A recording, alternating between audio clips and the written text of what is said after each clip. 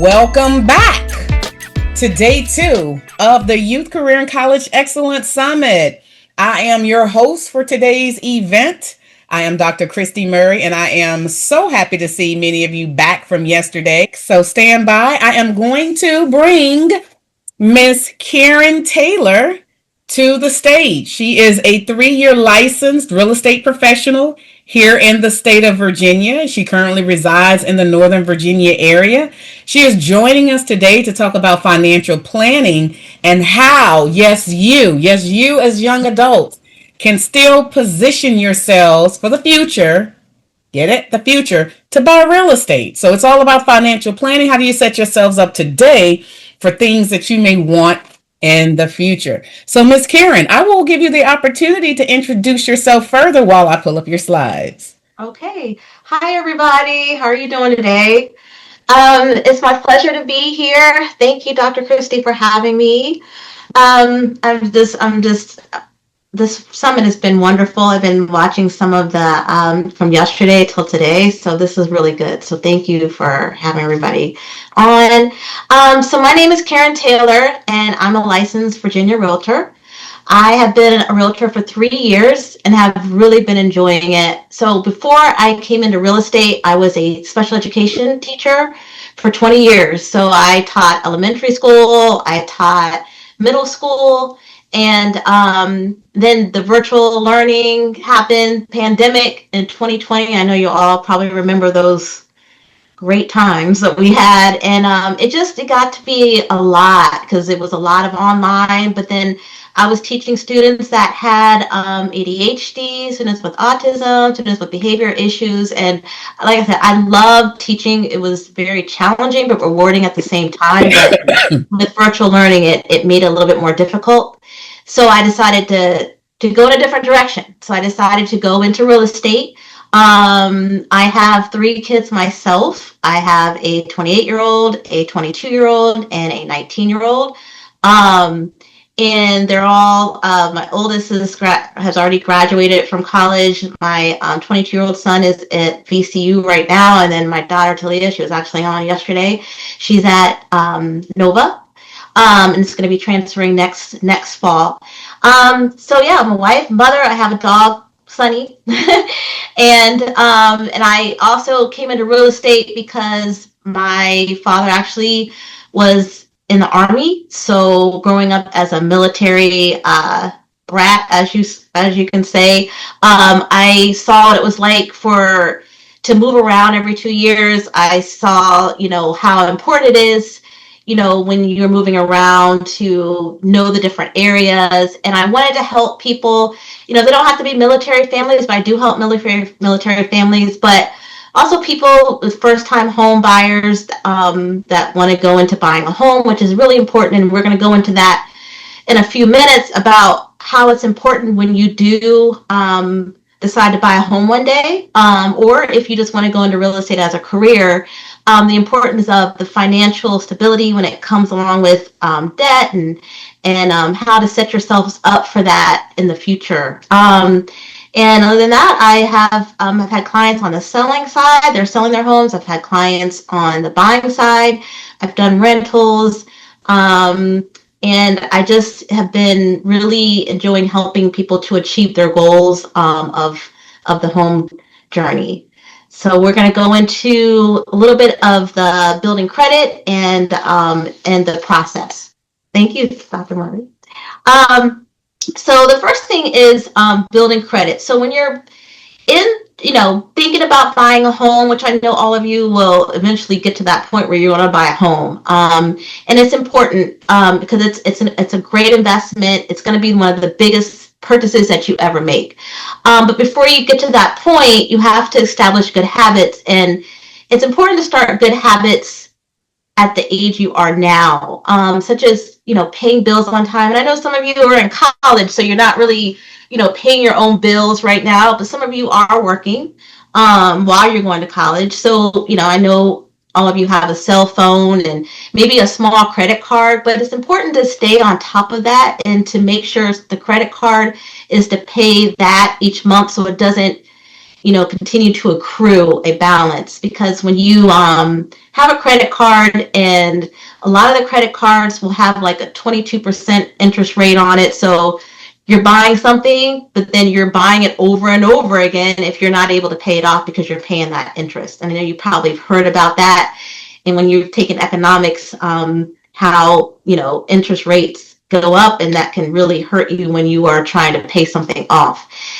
Maintaining a credit score of at least a 640. So you're at the age now where you're building your credit. So I've had clients that are like, much older than y'all, like in their 40s, trying to buy a house, and their credit score is low because they've bought cars, they've bought different things, they have like credit cards with a huge balance on there. So that could hinder your credit score. So this is the age now where you're just going to have, build your credit, but also be mindful and with what you're using a credit card for. So usually, typically, the credit score to buy a home is like a 640 or above. The highest you can go is 800. And then the other thing is avoiding unnecessary debt, such as, the high interest credit cards if you can't pay them off. Next slide, please. The next thing is budgeting. So really not spending above your means, just kind of, not going all out and, say, okay, my credit card, I just got a balance on it. Or they said that I can go up to like $30,000. It's not smart. Some people will go up to $30,000, but that, if you're not able to pay that off, like, then it's just going to sit there until you are able to pay it off, and that's going to hinder your credit. Tracking your income and expenses, just making sure that you're not just overspending. And then also too, I tell a lot of young people, I tell my own kids this is, start small with a savings account. And then you can just monitor the growth in there. And, with the interest, we talked about interest, but interest actually can be, negative when it comes to credit cards and paying that, but it's also, it can be positive when it comes to having money in a savings account, a high yield savings account, and you just don't touch it and just watch it grow for your long-term savings. And then also, when you're going to buying a house, saving for a down payment, because sometimes a lot of people don't understand, like, when you're buying a home, there's different costs that come along with it for you to be able to achieve that. So usually for a home purchase, it's like between 3% to 20% of the home purchase, depending on the structure of your loan that you will receive. Slide, please. So I'm just going to go into a little bit about the real estate process.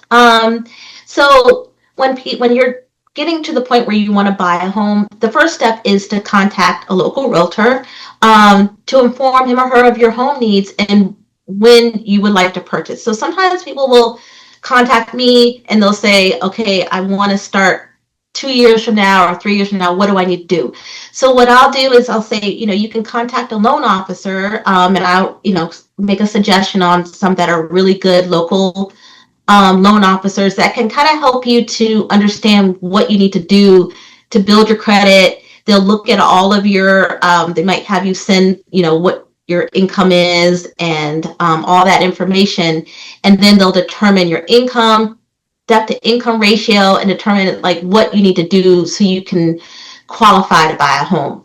Because when you're in the home process, you have to be pre-approved before you are able to step out and look for something, because you want to know how much you can afford.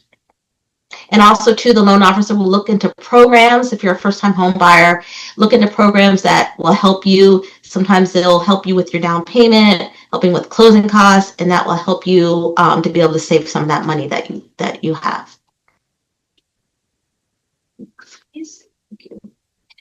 And so there's different loan types, and there's, once you get into that process, there's conventional loans, there's FHA loans, there's VA loans. Those are for military, and those are the loans that just determines like what loan you will need in order to purchase a house and what loan will best fit your needs.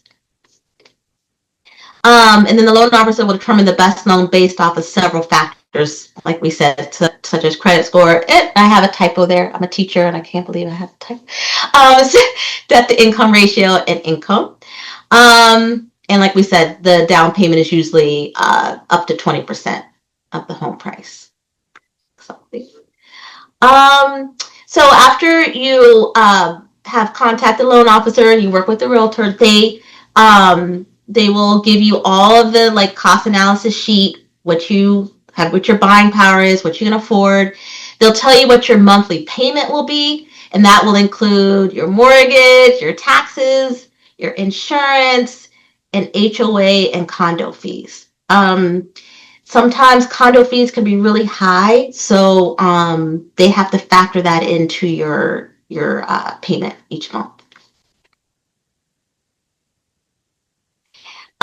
There are several factors to consider when you're buying a home, such as location. You might want to be in a certain location. Your commute. We're in Northern Virginia, so you may not want to go from Fredericksburg to DC every day, but some people have to do it because, as you all know, being in Northern Virginia, the prices of homes as you get closer to DC are way more expensive. You start getting into Arlington and Alexandria, you're going to pay way more than if you are out in the Woodbridge area, Dumfries, Stafford, and Fredericksburg.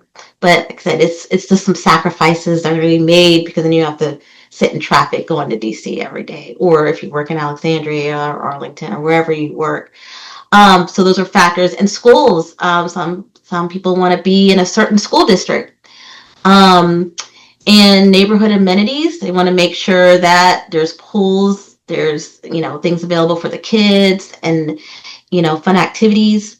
Also, factors could be type of home you want. If you want a condo, townhome, single family home.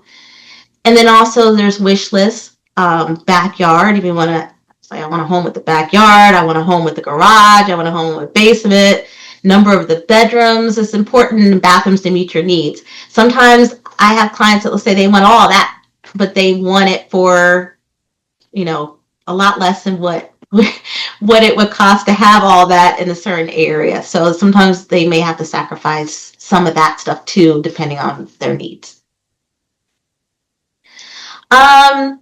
So importance of a realtor.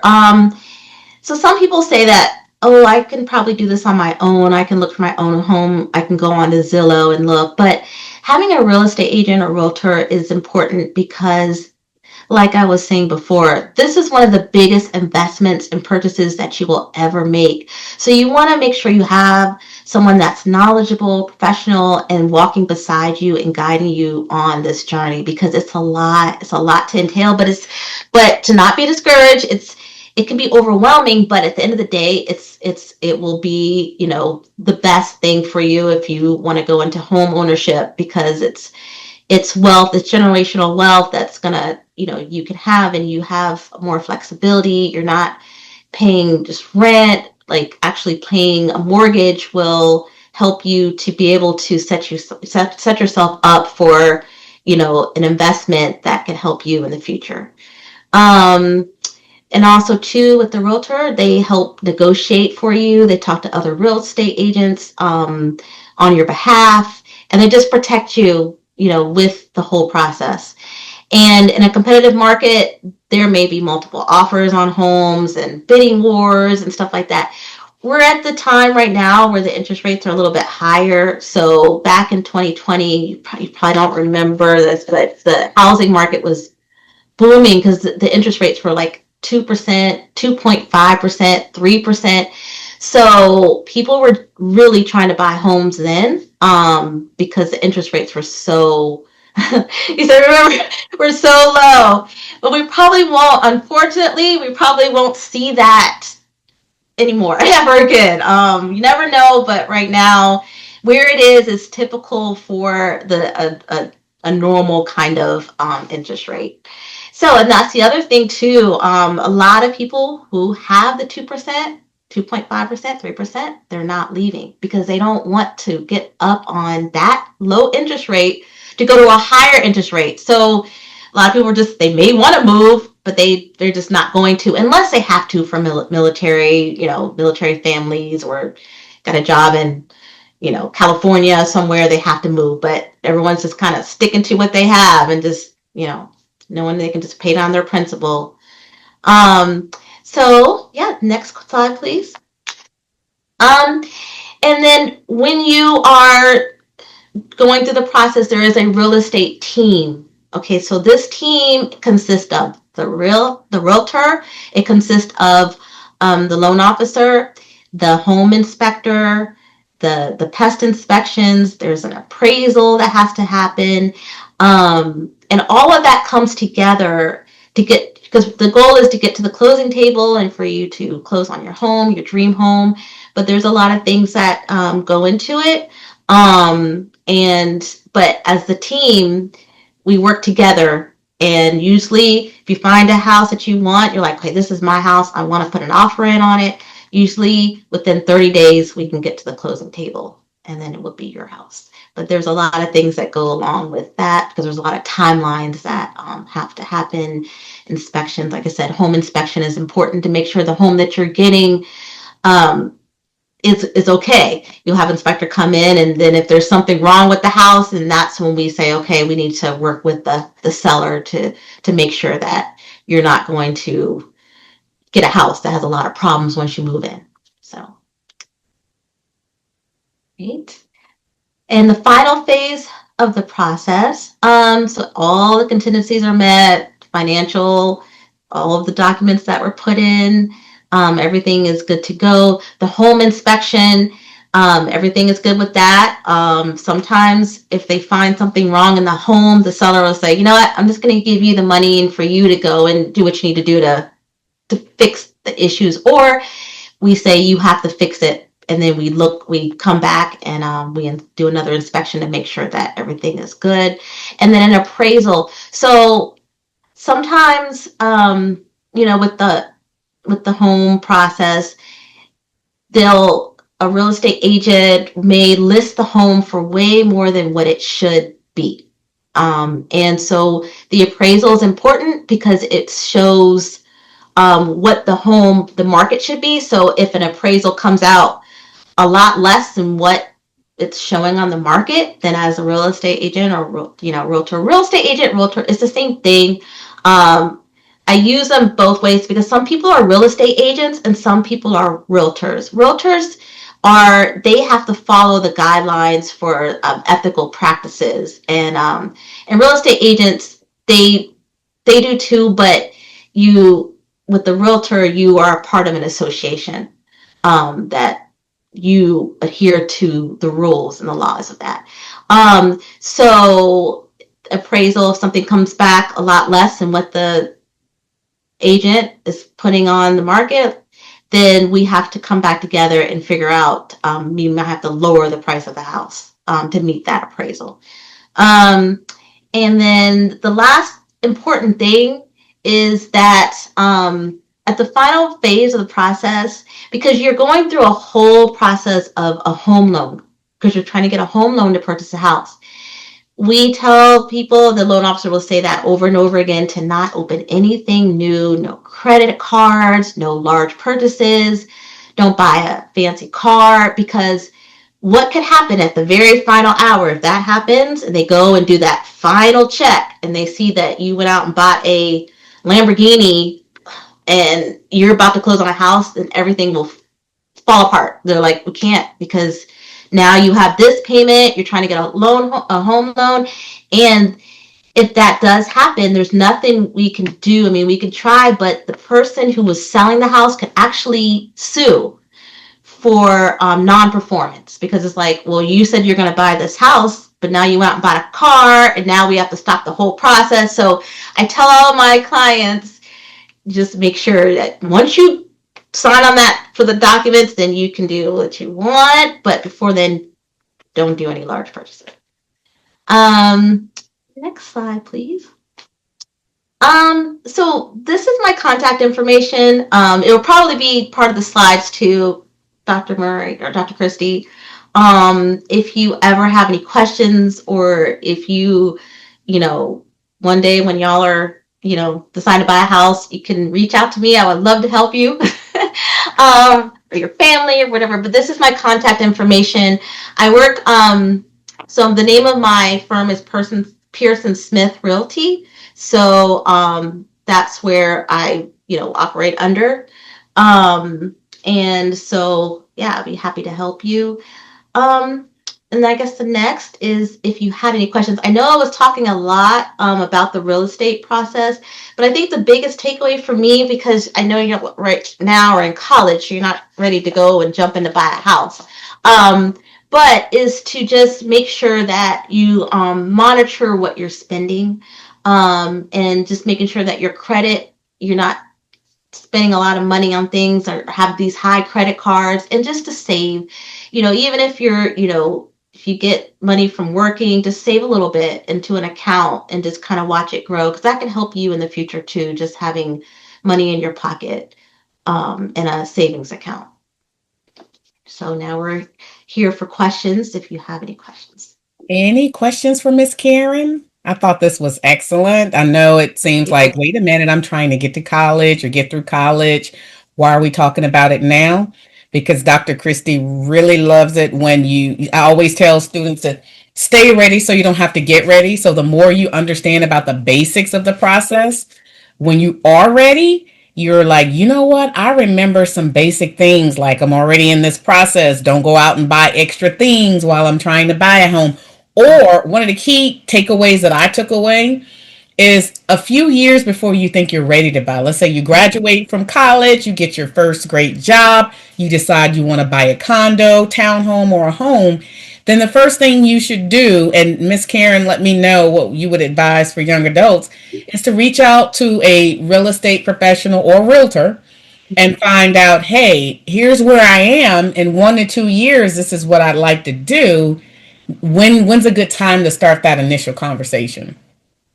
Yes. That is perfect. Yeah. It's good to start it as soon as possible, because once you start doing it like right, if you say 2 years from now or 1 year from now, we'll talk about how to save and what the costs that come about with buying a home, because there's a lot of costs that come with that. And like you said, Dr. Christie, if you have some money set aside for things like that, so when you get to that point, you're not having to scramble or try to get money from your parents, or get, which you can get a gift from your parents to buy a home, but it's just some of the decisions that we make when we're young can really impact us as we get older. So if way ahead of time what you want to do, then start, like I said, reach out to a real estate professional, and see what you can do. And also to a loan officer can help you with how to manage your budget, or, what bills you have, how to consolidate, all that stuff. Thank you. Corinne, I see your hand. Yeah, I'm sorry if you had already answered this, but I was just like wondering like a bit like the pros and cons of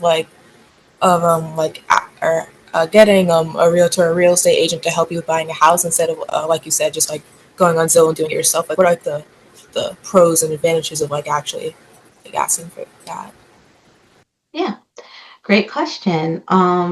Is it Corinne? You said it's Corinne? Corinne? Okay, great question, Corinne. Yeah, so the advantages and the pros of having someone that's with you is because when you're going through the process, there's a lot that you won't know just because, that's not your profession, or, and I've learned a lot just, coming into real estate, but there are a lot of illegal documents that you have to sign. So you want to make sure that you're protected with that. You also have to make sure that you have a team that's on your side as you navigate this process. So if you're trying to do it on your own, which people do it on their own, but a lot of times people do it on their own if they are a real estate agent themselves, or they, have been in the profession at some point. But doing it by yourself, it would be extremely overwhelming. So that's what the real estate agent will do, the realtor. They will be right there to guide you through everything and making sure that all the paperwork is signed, making sure that they negotiate on your behalf. because that's really important, because there's a lot of things that will be thrown at you, and we're just kind of there to just make sure that you're okay going through this process with the paperwork. All right, thank you so much. You're welcome. Serena, you have a question? Yes, I was wondering if there were any kind of like first home buyer programs or sites that exist.